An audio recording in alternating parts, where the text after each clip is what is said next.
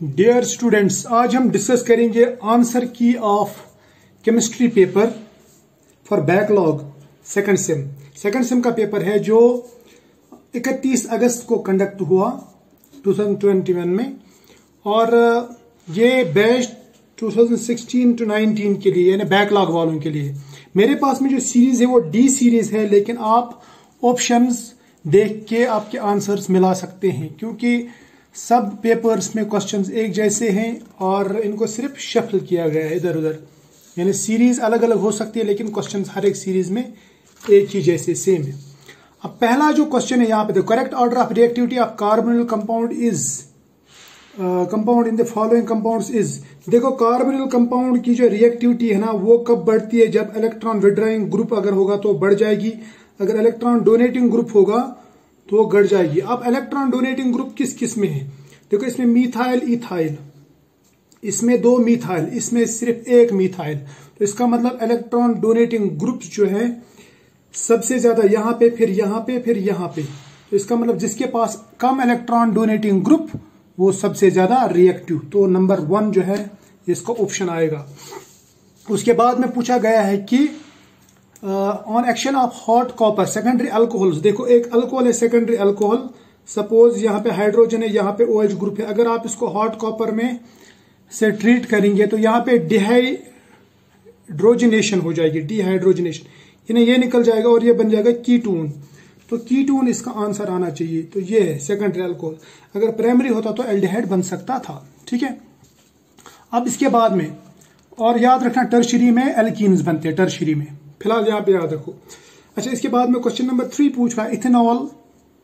ये बोल रहा है ethanol reacts with alkali to give 3, ये एक्चुअली इथेनल है, नल यानी ये है CH3CHO। अगर आप इसको बेस के साथ में ट्रीट करेंगे तो ये एल्डोल कंडेंसेशन दिखाएगा, तो आपको मिलेगा एल्डोल। क्या मिलेगा? एल्डोल, क्योंकि एल्डोल के लिए यहां पे प्राइमरी हाइड्रोजन होना जरूरी है, यानी इनोलेबल हाइड्रोजन, ठीक है, इनोलेबल ग्रुप होना चाहिए। तो ये एल्डोल कंडेंसेशन दिखाएगा। बात मेरी समझ में आ रही है? शाबाश। फिर पूछ रहा है कि विच of the following does not undergo aldol condensation. मैंने अभी आपसे कहा एल्डोल के लिए जो कंडीशन है वो ये है कि इसके अल्फा कार्बन पे हाइड्रोजन होने चाहिए। इसको बोलते इनोलेबल कार्बन यहाँ पे होना चाहिए, अल्फा हाइड्रोजन होने चाहिए, कम से कम 1। अब देखो इसके पास भी अल्फा हाइड्रोजन, यहाँ पे अल्फा हाइड्रोजन, इसके पास भी अल्फा हाइड्रोजन, इसके पास, लेकिन इसके पास अल्फा हाइड्रोजन नहीं है। इसका मतलब ये एल्डोल कंडेंसेशन नहीं दिखाएगा। क्लियर? इसके बाद में पूछ रहा which of the following is called as Sandmeyer reaction. आपने डायज़ोनियम साल्ट्स पढ़ा होगा, तो उसमें सैंडमेयर रिएक्शन क्या होती है? सैंडमेयर रिएक्शन डायज़ोनियम क्लोराइड को हम किप्रस क्लोराइड से ट्रीट करते हैं ना, तो सिंपल सी ये है, तो बी ऑप्शन आना चाहिए आपका। उसके बाद में यहाँ पे क्वेश्चन नंबर 6 देखो, ये पूछ रहा है कि द रिएक्शन इज, यहाँ पे ये रिएक्शन है, इसमें दिया है इसने, देखो ये है CH2 और CN, ठीक, यहाँ पे लिखो R यानी RCN मान लो ये। अगर आप HCl ZnCl2 की प्रेजेंस में इसको ट्रीट करते हैं तो यहाँ पे क्या होता है, इस जगह पे आपको एक ग्रुप मिल जाता है। कौन सा? यानी यहाँ पे ये हाइड्रोलिसिस के बाद में C कार्बोनिल ग्रुप जो है ना ये अटैच हो जाता है। इसने यहाँ पे गलत प्रोडक्ट दिखाया, लेकिन ये रिएक्शन जो है ना ये कहलाती है होबनहॉइश रिएक्शन। क्लियर? यहां तक तो समझ में आया? शाबाश। अब देखो the order of acidity of the following. Acidity कब बढ़ती है? देखो एसिडिटी के लिए सबसे पहले जो कार्बोक्सिलिक एसिड है ना, कार्बोक्सिलिक एसिड, उसके साथ में जब इलेक्ट्रॉन विड्रॉइंग ग्रुप होगा,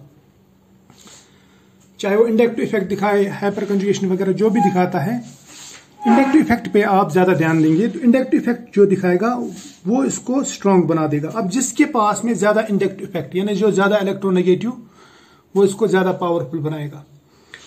उसमें देखना चाहिए आपको DNP यानी डिस्टेंस कितनी है, नेचर कैसा है, यानी सॉरी नंबर क्या है, और पावर। अब यहाँ पे डिस्टेंस तो सेम है, देखो यहाँ पे फ्लोरीन, ब्रोमीन, क्लोरीन, आयोडीन है ना, ये CH2 यानी डिस्टेंस सेम है, डिस्टेंस छोड़ो। अब इसके बाद में नंबर भी एक ही है, एक एक है, एक फ्लोरो, एक ब्रोमो, एक आयोडो। उसके बाद में देखेंगे हम पावर, पावर सबसे ज्यादा रहता है फ्लोरीन के पास में, उसके बाद क्लोरीन, उसके बाद ब्रोमीन। तो इसका मतलब ये फ्लोरो सब्स्टिट्यूट सबसे पावरफुल होगा, ये सबसे ज्यादा स्ट्रॉन्ग एसिड, फिर क्लोरो, फिर ब्रोमो, फिर आयोडो। क्लियर? यहां तक तो समझ में आया। फिर क्वेश्चन नंबर 8 हम देखते हैं, ठीक है।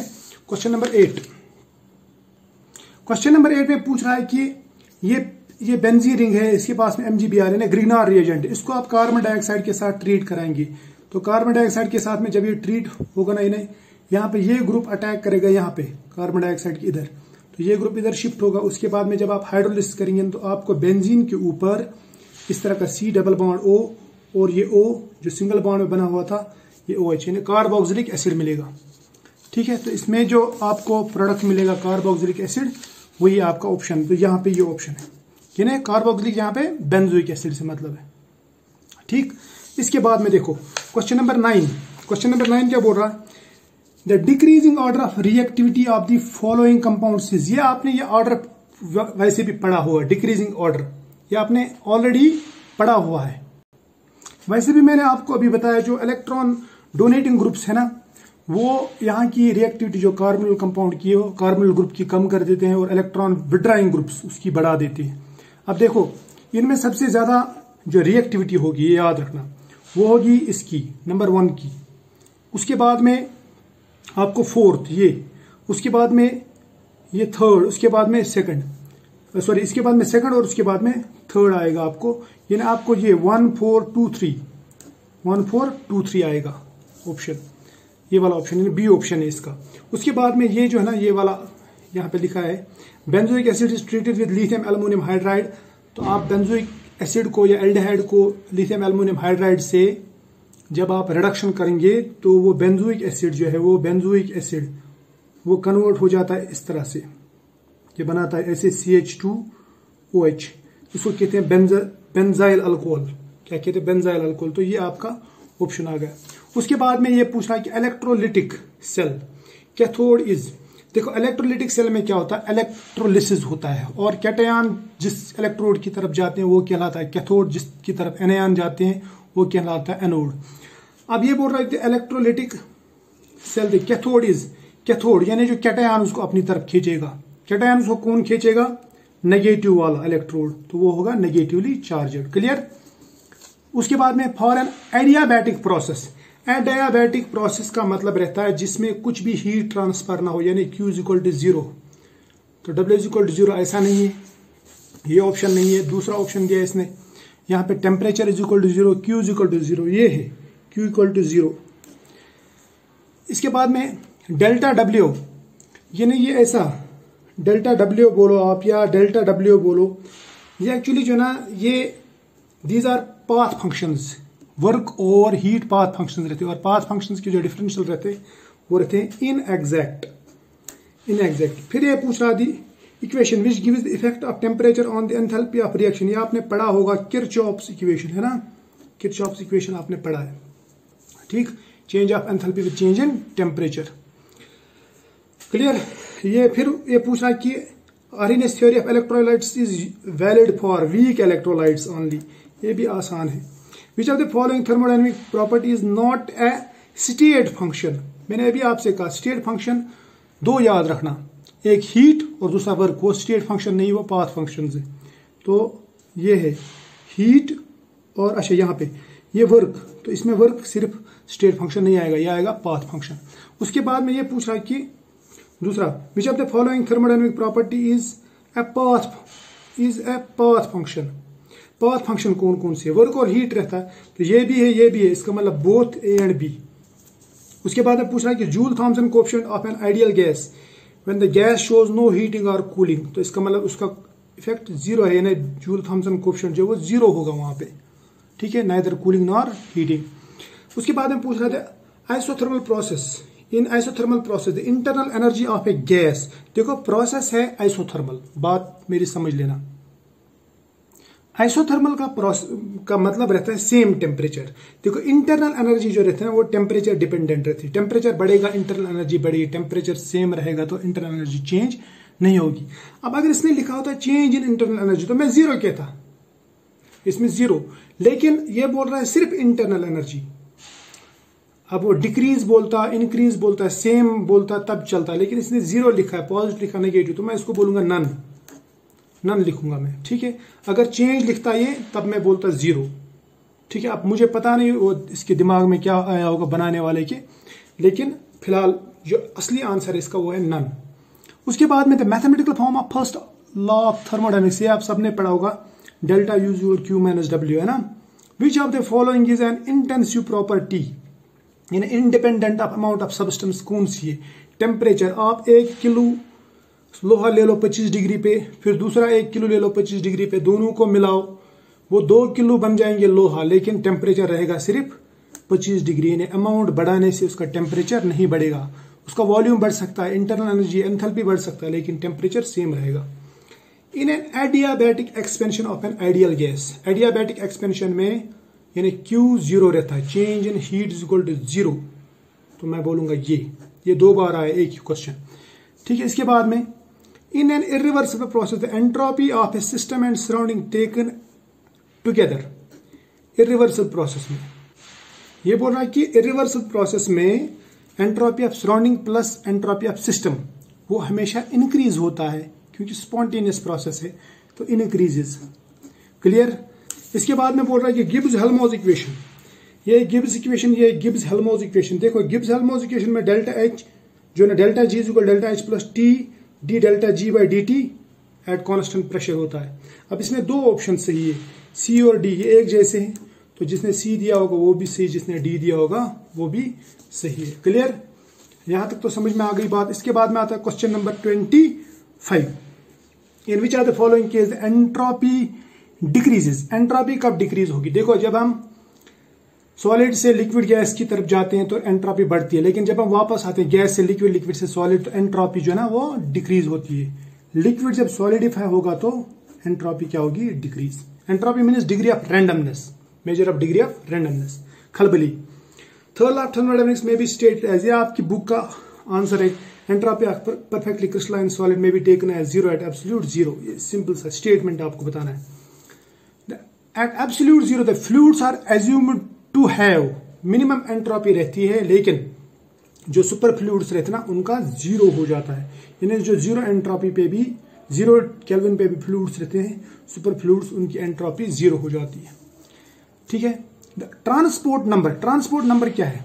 Transport number means fraction of total current carried by cation और एन एनायन, ठीक, ये इसकी डेफिनेशन यही है, सिंपल सी बात है। The sum of transport number, जिस तरह आपको मोल फ्रैक्शन जो है ना, मोल फ्रैक्शन आप लिखते हैं sum of mole fraction is equal to 1, उस तरह से सम ऑफ ट्रांसपोर्ट नंबर्स जो है ना वो भी 1 रहता है, क्योंकि ये भी फ्रैक्शन लेते हैं हम, तो मोल फ्रैक्शन भी फ्रैक्शन रहता है, और टोटल जो समेशन ऑफ फ्रैक्शन रहता है वो 100% यानी 1 के बराबर रहता है। Kohlrausch's law can be used to determine the solubility of sparingly soluble salt, ये भी है डिसोसिएशन कांस्टेंट ऑफ वीक। आपने कोलराशस लॉ की एप्लीकेशंस पढ़ी होंगी 12th में भी, तो उसमें आपने देखा होगा डिटर्मिनेशन ऑफ सॉल्युबिलिटी और डिसोसिएशन कांस्टेंट की कैलकुलेशन, इसका मतलब दोनों आते हैं इसमें। उसके बाद में बोल रहा है कि transport number of an ion can be determined by, हम पढ़ते हैं ना कि ट्रांसपोर्ट नंबर हम डिटरमाइन कर सकते हैं मूविंग बाउंड्री मेथड से और हिटॉप्स मेथड, यानी बोथ ए एंड बी से, ठीक है। इसके बाद में पूछ रहा है कि standard electrode potential of standard hydrogen electrode is, ये हम 0 लेते हैं, अगर आप एब्सोल्यूट पोटेंशियल निकालेंगे तो 4.4 आता है प्लस, लेकिन स्टैंडर्ड इलेक्ट्रोड पोटेंशियल हम 0 लेते हैं हाइड्रोजन इलेक्ट्रोड के लिए, ये 0 कंसिडर करते हैं। उसके बाद में यह पूछ रहा है कि electrode potential of 3 electrodes A B and C are respectively इतना, इतना और इतना, बात समझ में आ गई, ये इलेक्ट्रोड पोटेंशियल्स पूछ रहा है। और उसके बाद which of these is strongest oxidising agent, जिसका इलेक्ट्रोड पोटेंशियल ज्यादा होगा उसका मतलब उसका रिडक्शन पोटेंशियल ज्यादा है, यानी उसका ऑक्सीडाइजिंग पावर ज्यादा है, ये याद रखना।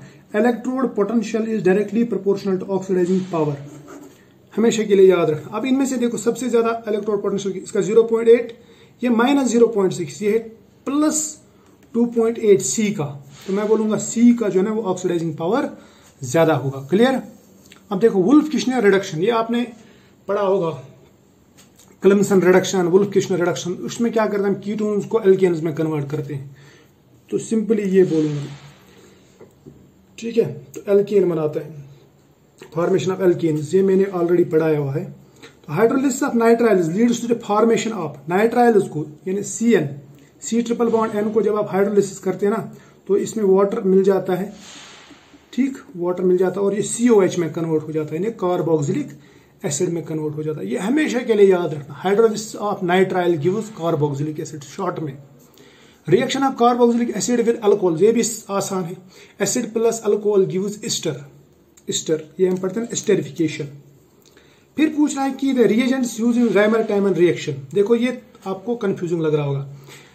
राइमर-टाइमन रिएक्शन में हम क्लोरोफॉर्म भी यूज करते हैं और एक बेस डालते हैं KOH या NaOH, ठीक है, यानी ये भी यूज करते हैं, तब बनता हमारे पास में बेंजल्डेहाइड सपोज, ठीक है, जैसे या सैलिसिलडेहाइड बनाते हैं फिनॉल के साथ में। लेकिन उसमें हम CCl4 भी यूज करते हैं तो सैलिसिलिक एसिड बन जाता है। तो इसका मतलब इसमें 3 O आ जाएंगे, तो मैं जाऊंगा ऑल ऑफ दी अबो के साथ में। फिर alcohols can be prepared through reduction of, alcohols बनाने हमें तो किस किस का रिडक्शन करेंगे। Reduction means removal of oxygen, addition of hydrogen. Aldehyde को भी आप अल्कोहल में कन्वर्ट कर सकते हैं, कीटोन को भी, इसको प्राइमरी इसको सेकेंडरी, कार्बोक्सिलिक एसिड को प्राइमरी अल्कोहल्स में कन्वर्ट कर सकते हैं। तो इसका मतलब सबको आप अल्कोहल्स में कन्वर्ट कर सकते हैं। उसके बाद में पूछ रहा है acid catalysed epoxide leads to the formation of. देखो हमारे पास में एक इपॉक्साइड है इस तरह, आप इसका रिएक्शन करते हैं एसिड कैटालाइज्ड, तो ये यहां पे पहले OH ग्रुप बनेगा। उसके बाद में अगर ये वाटर में आप करेंगे ना तो आपको डायॉल मिलेगा। अगर ये आप अल्कोहल में करेंगे तो यहाँ पे OR ग्रुप मिल जाएगा, यानी ये इस तरह खुलता है। ये मान लो ये बन गया ऐसे OH और यहाँ पे ये मान लो ये आ गया यहाँ पे पॉजिटिव चार्ज। इस पॉजिटिव चार्ज पे वाटर भी अटैक कर सकता है जो सॉल्वेंट होगा, या अल्कोहल भी। तो इसका मतलब यहाँ पे आपको यहाँ पे भी OH ग्रुप मिल सकता है, यहाँ पे भी, यानी डायॉल मिल सकता है अगर वाटर में करेंगे तो मैं फिलहाल डायॉल के साथ में जाऊंगा। इसने सॉल्वेंट नहीं दिया है तो एक बड़ी गलती ही बोलूंगा मैं फिलहाल, लेकिन डायॉल बन ही जाता है। अच्छा, विच of these carbonyl compounds is most reactive. Carbonyl compound की रिएक्टिविटी जो है ना, मैंने अभी आपसे कहा कि इलेक्ट्रॉन डोनेटिंग ग्रुप रिएक्टिविटी कम करता है, इलेक्ट्रॉन विड्रॉइंग ग्रुप इलेक्ट्रिविटी बढ़ाता है। अब इलेक्ट्रॉन डोनेटिंग ग्रुप्स कौन से रहते हैं कार्बोनिल ग्रुप के साथ में, जैसे मिथाइल, इथाइल, प्रोपाइल। अब आप एस्टल्डेहाइड ले लो, यानी C+O CH3, उसके बाद में Aston, 2 donating group CH3 formaldehyde ले लो, कोई भी इलेक्ट्रॉन डोनेटिंग ग्रुप नहीं, हाइड्रोजन, तो मैं इसके साथ जाऊंगा। फॉर्मल्डिहाइड सबसे ज्यादा रिएक्टिव होगा। रिएक्शन ऑफ, ये पूछ रहा, reaction of Grignard reagent with epoxide leads to formation of. एक ग्रिग्नॉर्ड रिएजेंट है, आप उसका रिएक्शन करा रहे हैं किसके साथ में, इपॉक्साइड के साथ में। देखो ये है इपॉक्साइड, ये मैं बनाता हूं, ये डेल्टा नेगेटिव, ये डेल्टा पॉजिटिव, ये डेल्टा पॉजिटिव। अब ग्रिग्नॉर्ड रिएजेंट है RMgX, ये पॉजिटिव है, ये नेगेटिव है। नेगेटिव पार्ट पॉजिटिव की तरफ जाता है और पॉजिटिव पार्ट नेगेटिव की तरफ जाता है। आपको जो प्रोडक्ट मिलेगा वो मिलेगा ऐसा R, उसके बाद में ये कार्बन, उसके बाद ये कार्बन, उसके बाद में ये, इसके साथ में मिलेगा पहले MgBr, उसके बाद में वाटर डालो तो OH बन जाता है। तो आपको अल्कोहल मिल जाते हैं ना, तो अल्कोहल्स। इसके बाद में Cannizzaro's reaction takes place in carbonyl compounds. Cannizzaro's reaction उन कार्बोनिल कंपाउंड्स में होती है जिनमें अल्फा हाइड्रोजन नहीं होता, ठीक है। ये डिस्प्रपोर्शनेशन रिएक्शन है। इसमें क्या बनता है, एसिड, और दूसरा क्या बनता है, शाबाश, अल्कोहल, और कार्बोनिल से बनता है, ठीक। एक एसिड में कन्वर्ट होता है, दूसरा अल्कोहल। लेकिन अल्फा हाइड्रोजन नहीं होना चाहिए, तब कैनिज़रोज रिएक्शन। अगर अल्फा हाइड्रोजन होगा तो एल्डोल बनेगा। उसके बाद में पूछा कि carboxylic acid on benzene ring, ये क्या देता है। देखो मैं आपको बताता हूं, बेंजीन रिंग पे अगर सपोज इस तरह है X, उसके बाद में डबल बॉन्ड Y, तो आप ये समझ लेना कि इलेक्ट्रॉन विड्रॉइंग ग्रुप है, ये बात समझ लेना। और तब ज्यादा इलेक्ट्रॉन विड्रॉइंग ग्रुप रहता है जब Y ज्यादा इलेक्ट्रोनेगेटिव रहता है X से। अब एग्जांपल बताता हूं मैं, यहाँ पे ये है C+O OH, यहाँ पे देखो ये मान लो ये X, ये O मान लो ये है Y। अब oxygen is more electronegative than carbon, so ये इलेक्ट्रॉन विड्रॉइंग है ना, इलेक्ट्रॉन विड्रॉइंग ग्रुप। तो इलेक्ट्रॉन विड्रॉइंग ग्रुप रिंग को क्या करता है, डीएक्टिवेट करता है। क्या करता है, डीएक्टिवेट। तो कार्बोक्सिलिक ग्रुप क्या करता है, डीएक्टिवेट। उसके बाद में पूछ रहा है कि Gattermann reaction leads to the formation of. ये एल्डिहाइड्स के लिए यूज करते हैं, जैसे बेंजल्डिहाइड वगैरह, ठीक है। तो गटरमैन रिएक्शन ये पढ़ लेना। अब entropy of mixing of ideal gases is always positive. Entropy of mixing कर रहे हैं, मिक्सिंग तभी होगी जब कोई ड्राइविंग फोर्स होगा, यानी स्पॉन्टेनियस रिएक्शन होगी।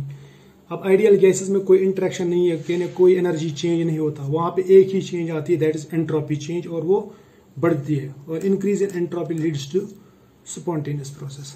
बात समझ में आई। उसके बाद में Ostwald's dilution law explains behaviour of weak electrolytes in dilute solutions. पहला ये ऑप्शन सही है। बिहेवियर ऑफ स्ट्रॉन्ग इलेक्ट्रोलाइट्स को एक्सप्लेन नहीं करता, ये याद रखना। The behaviour of strong electrolytes is best explained by, शाबाश, डिब्बे-हुकल थ्योरी, ये आप 12th में भी पढ़ते हैं, ठीक है। उसके बाद में according to Debye Hückel theory of strong electrolytes, देखो इसका आंसर यहीं पे दिया हुआ है। Electrostatic attraction between oppositely charged ions which affect the speed of the ion in the electric field, इसको हम कहते हैं एसिमेट्रिक इफेक्ट। अगर आयन और सॉल्वेंट के बीच में होगा तो इलेक्ट्रोफोरेटिक इफेक्ट, और आयन के बीच में जो इफेक्ट होता है ना उसको हम कहते हैं एसिमेट्रिक इफेक्ट। बात समझ में आई ना, शाबाश। मैं डिब्बे-हुकल की बात कर रहा हूं, ठीक। उसके बाद में ईएमएफ ऑफ सेल क्या रहता है, ईएमएफ इलेक्ट्रोड पोटेंशियल क्या रहता है, रिडक्शन का और ऑक्सीडेशन पोटेंशियल का डिफरेंस रहता है, difference between two electrode potentials. उसके बाद में इन एन इलेक्ट्रोकेमिकल सेल उसको कहते हैं जहां पे केमिकल एनर्जी कन्वर्ट होती है इलेक्ट्रिकल एनर्जी में, तो ये वाला ऑप्शन जाएंगे। विच of the following is different from the rest. अब देखो यहाँ पे ये इलेक्ट्रोड है ना, चार दिए, कैलेमल इलेक्ट्रोड, क्वीन हाइड्रोन इलेक्ट्रोड, गिलास इलेक्ट्रोड, हाइड्रोजन, इनको हम सबको रेफरेंस इलेक्ट्रोड यूज करते हैं। अब देखो आपके बुक में, अगर जो आपके पास में गाइड टाइप बुक रहती है ना, जो आप मार्केट से लाते हैं, उसमें ये दिया होगा, लेकिन मेरे ख्याल से ये वाला ऑप्शन गलत है। क्यों? क्योंकि क्वीन हाइड्रोन इलेक्ट्रोड, इनमें सब में एसिड बेस, देखो यहाँ पे जो ना इस क्वीन हाइड्रोन इलेक्ट्रोड में हटके रिएक्शंस होती है। ये रेडॉक्स इलेक्ट्रोड है, रेडॉक्स, ये याद रख, नंबर 1 ये रेडॉक्स है। दूसरा ये ऑर्गेनिक है, ऑर्गेनिक, इसमें ऑर्गेनिक मतलब आपका इलेक्ट्रोलाइट यूज होता है, क्लियर। बाकी सब में इनऑर्गेनिक, क्लियर। अब देखो in the sulphonation of benzene the active species, sulphonation जब हम करते हैं ना H2SO4, फ्यूमिंग H2SO4 के साथ में, तो वहां पे जो ग्रुप अटैक करता है, जिस तरह HNO3 में NO2 group attack, NO2 positive group करता है अटैक, इसी तरह से सल्फोनेशन में सल्फ्यूरिक एसिड से निकलता है SO3, वो अटैक करता है, ये याद रखना। SO3 ग्रुप यूज होता है वहां पे, इतना याद रख लें। विच of the following is used in can not be used in Friedel-craft reaction. Friedel-craft reaction में हम लेविस एसिड लगाते हैं, ये भी लेविस एसिड है, ये भी है, ये भी है, ये लेविस एसिड नहीं है। लेविस एसिड का मतलब जहां पे सेंट्रल एटम के पास में एम्प्टी ऑर्बिटल्स हो, जैसे एल्युमिनियम, आयरन इनके पास में है एम्प्टी ऑर्बिटल्स, ठीक।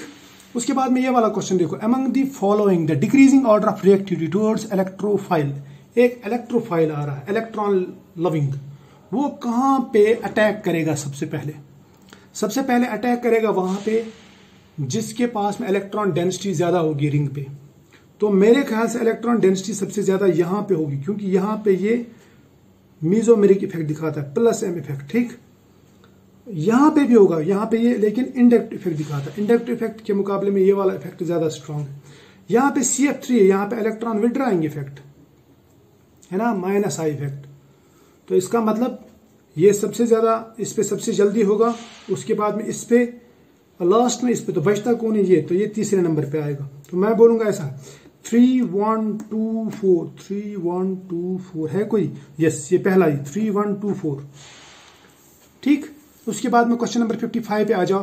क्वेश्चन नंबर 55 में बोल रहा था reaction of phenol with CHCl3 in aqueous NaOH at 70 degree Celsius the electrophilic file. ये जो ना ये रेमर-टैमर रिएक्शन है, और वहां पे इलेक्ट्रोफाइल कौन होता है? कार्बीन, CCl2, ठीक। बहुत ही आसान है। विच of the following on oxidation gives ketone. देखो ऑक्सीडेशन करनी है तो कीटोन बनाना है। प्राइमरी अल्कोहल अगर आप करेंगे ना ऑक्सीडाइज, तो आपको एल्डिहाइड मिल सकता है, कार्बोक्सिलिक एसिड मिल सकता है। कीटोन अगर आपको बनाना है तो आपको मिल सकता है सिर्फ सेकेंडरी अल्कोहल से, ठीक। उसके बाद में पूछ रहा है इथाइलिन ऑक्साइड, वही अपना इपॉक्साइड 2 सिंगल बॉन्ड CH2 और ये इसको बोलते हैं इथाइलिन ऑक्साइड। ये बोल रहा है कि व्हेन ट्रीटेड विद ग्रिग्नॉर्ड रिएजेंट तो क्या बनेगा, वही यार RMgX। अब आपको समझ में आया होगा ये डेल्टा पॉजिटिव है, डेल्टा नेगेटिव है, डेल्टा नेगेटिव है, डेल्टा पॉजिटिव, ये इस पे अटैक करेगा। तो यहाँ पे क्या बनेगा प्रोडक्ट, ये R फिर ये CH2 R करेगा इधर attack, sorry R delta negative है, डेल्टा पॉजिटिव, R इधर अटैक करेगा, ये जाएगा इधर बॉन्ड तो ये बन जाएगा ऐसे O नेगेटिव, उसके बाद में हम वाटर डालेंगे इस पे तो ये बन जाएगा OH यानी अल्कोहल बनेगा। ठीक है, यही पूछ रहा है ethylene oxide and treatment Grignard reagent gives, कौन सा अल्कोहल है, प्राइमरी अल्कोहल है, देखो प्राइमरी अल्कोहल, सेकेंडरी नहीं बना। अब उसके बाद में पूछा कि carboxylic acid is Meta directing simply, क्योंकि वो रिंग को डीएक्टिवेट करता है, मेटा डायरेक्टिंग बन जाता है। Clear. Which of the following reagents cannot be used for the reduction of aldehydes to alcohols, aldehydes को अल्कोहल्स में रिड्यूस करना, तो कौन सा रिएजेंट यूज नहीं कर सकते। देखो अगर किसी को कुछ नहीं आता होगा तो ये भी बता सकता हूँ ऐसे, क्योंकि KMnO4 ऑक्सीडाइजिंग एजेंट है, ये ऑक्सीडाइज कर सकता है, ये रिड्यूस नहीं कर सकता। अब लास्ट पे the reaction of alcohols with benzoyl chloride and it's derivatives in presence of NaOH। Benzoyl chloride का जब हम रिएक्शन करते हैं अल्कोहल्स के साथ में, बेंजोइलेशन रिएक्शन, और जब ये करते हैं इन प्रेजेंस ऑफ NaOH तो उसे हम कहते हैं शॉर्टन बोमन रिएक्शन। क्या कहते हैं, शॉर्टन बोमन रिएक्शन। तो ये था आपका आंसर की। आई होप आपको पसंद आया होगा, अगर अच्छा लगा तो अच्छी बात है, लाइक किया करो फिर, और अगर इसमें कोई भी सपोज आपको कहीं पे लगा कंफ्यूजन तो आप कमेंट कर सकते हैं। तो फिलहाल आज इतना ही।